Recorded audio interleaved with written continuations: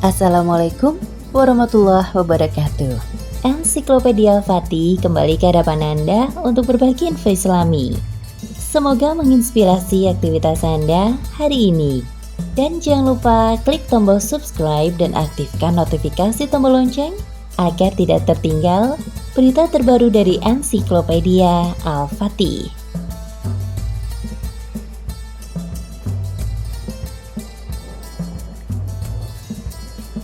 Neraka merupakan tempat pembalasan bagi orang-orang yang selama hidupnya berbuat dosa atau maksiat. Di tempat ini, manusia akan disiksa dengan balasan yang amat pedih sesuai dengan perilakunya selama di dunia. Tentu saja hal tersebut membuat semua orang merasa takut akan hari pembalasan dari Allah. Bahkan banyak orang yang kemudian berlomba-lomba untuk mengerjakan amalan kebaikan dan menjauhi segala hal yang bisa berakibat dosa bagi dirinya. Namun ternyata ancaman akan pedihnya siksaan neraka tersebut tidak membuat seorang gadis di Mesir merasa takut. Ia justru memesan satu kamar di neraka jahanam. Sebenarnya apa yang terjadi? Berikut kisah selengkapnya.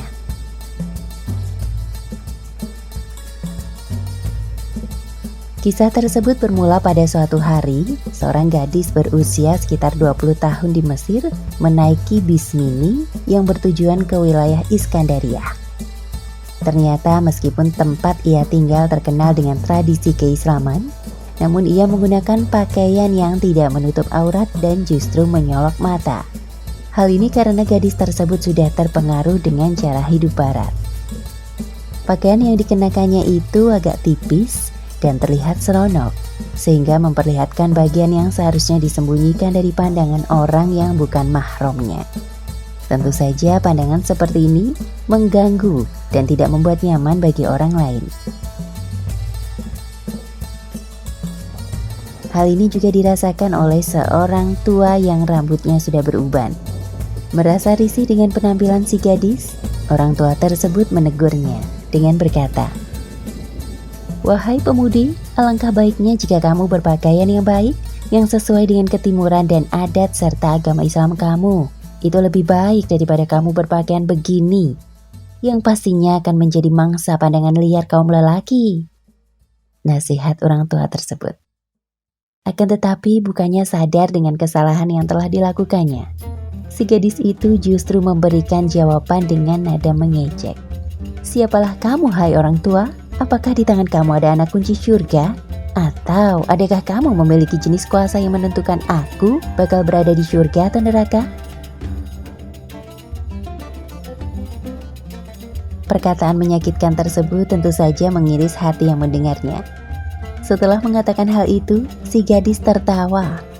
Tidak hanya itu, ia juga mencoba memberikan telepon genggamnya kepada orang tua yang memberikan nasihat kepadanya, seraya berkata, "Ambil handphoneku ini dan hubungilah Allah serta tolong pesankan sebuah kamar di neraka jahanam untukku," katanya sambil tertawa terkekeh-kekeh. Ia tidak menyadari bahwa dirinya baru saja mempertikaikan hukum Allah dengan cara yang begitu biadab.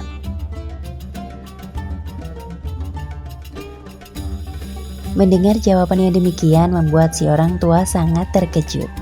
Bagaimana bisa gadis manis sepertinya memiliki kelakuan yang demikian? Penumpang lainnya pun hanya diam sambil menggelengkan kepala karena kebingungan. 10 menit kemudian bis pun tiba di perhentian. Gadis yang berpakaian tidak pantas dan bermulut pedas itu didapati sedang tidur di muka bis. Hal ini lantas membuat si pemandu bis dan para penumpang membangunkannya. Akan tetapi gadis tersebut tidak sadarkan diri. Kemudian tiba-tiba orang tua tadi yang berdebat dengan gadis tersebut memeriksa nadi si gadis. Sedetik kemudian ia menggelengkan kepala seraya berkata, gadis itu telah kembali menemui robnya dalam keadaan yang tidak disangka. Para penumpang menjadi cemas dengan berita yang menggemparkan itu. Dalam suasana yang penuh kecemasan tersebut, tiba-tiba tubuh si gadis itu terjatuh ke pinggir jalan. Orang-orang pun bergegas untuk menolong jenazah. Akan tetapi, hal yang sangat aneh terjadi, yakni mayat si gadis menjadi hitam seolah dibakar api. 2 atau 3 orang pun mencoba mengangkat mayat tersebut. Namun alangkah terkejutnya mereka karena tangan mereka terasa panas dan hampir terbakar menyentuh tubuh si mayat. Hal ini membuat mereka akhirnya memanggil pihak keamanan untuk mengurusi jenazah si gadis malang tersebut. Apakah ucapan gadis di dalam bus untuk memesan kamar di neraka jahanam tersebut dikabulkan Allah? Demikianlah informasi mengenai kisah gadis pemesan kamar di neraka jahanam. Semoga kisah di atas bisa menjadi pelajaran bagi kita semua untuk tidak mempertikaikan segala hal yang telah diperintahkan oleh Allah dan Rasul-Nya. Sebab Allah menyediakan siksaan yang amat pedih bagi yang mengingkarinya. Dari Abu Hurairah radhiyallahu anhu, dia berkata, "Aku mendengar Rasulullah Shallallahu alaihi wasallam bersabda, apa saja yang aku larang terhadap kalian, maka jauhilah. Dan apa saja yang aku perintahkan kepada kalian, maka kerjakanlah semampu kalian. Sesungguhnya apa yang membinasakan umat sebelum kalian, hanyalah karena mereka banyak bertanya dan menyelisihi nabi-nabi mereka." Diriwayatkan oleh Al-Bukhari dan Muslim.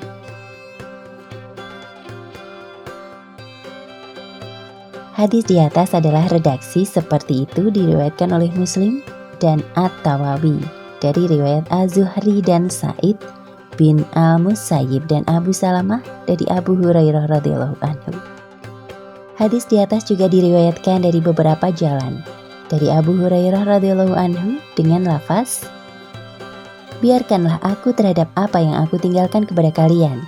Karena sesungguhnya orang-orang sebelum kalian binasa oleh pertanyaan dan pertentangan mereka kepada nabi-nabi mereka. Jika aku melarang sesuatu terhadap kalian, jauhilah. Dan jika aku memerintahkan sesuatu kepada kalian, kerjakanlah semampu kalian." Sabda Nabi Shallallahu alaihi wasallam, "Biarkanlah aku terhadap apa yang aku tinggalkan kepada kalian. Sesungguhnya binasanya orang-orang sebelum kalian karena banyaknya pertanyaan dan pertentangan mereka kepada nabi-nabi mereka." Menunjukkan tentang makruhnya dan tercelanya banyak bertanya. Namun sebagian orang menduga bahwa itu khusus untuk zaman Nabi Shallallahu alaihi wasallam karena dikhawatirkan terjadinya pengharaman sesuatu yang belum diharamkan atau kewajiban sesuatu yang sulit dikerjakan. Sedangkan itu semua tidak terjadi sepeninggal Nabi Shallallahu alaihi wasallam. Sebab makruhnya banyak bertanya bukan karena sebab di atas, namun ada sebab lain, yaitu yang diisyaratkan Ibnu Abbas radhiyallahu anhuma dalam perkataannya yang telah disebutkan sebelumnya. "Namun tunggulah, jika Al-Quran telah turun, maka tidaklah menanyakan suatu apapun, melainkan kalian mendapatkan penjelasannya." Maksudnya bahwa semua yang dibutuhkan kaum muslimin dalam agama mereka itu mesti akan dijelaskan Allah dalam kitabnya dan disampaikan Rasul-Nya darinya. Setelah itu, siapapun tidak perlu bertanya lagi karena Allah Ta'ala lebih tahu tentang kemaslahatan hamba-hambanya daripada mereka. Jadi apa saja yang di dalamnya terdapat petunjuk dan manfaat bagi kaum muslimin, Allah Ta'ala pasti menjelaskannya kepada mereka tanpa didahului pertanyaan.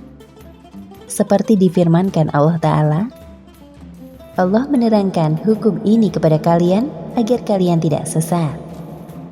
Quran Surat An-Nisa ayat 176. Maka pada saat itu tidak butuh lagi bertanya tentang sesuatu, apalagi sesuatu yang belum terjadi dan tidak ada kebutuhan padanya. Justru kebutuhan yang penting ialah memahami apa yang telah dijelaskan Allah dan Rasul-Nya menurut pemahaman para sahabat, lalu mengikutinya dan mengamalkannya. Nah pemirsa Ensiklopedia Al-Fatih, sampai di sini perjumpaan kita kali ini. Semoga menginspirasi.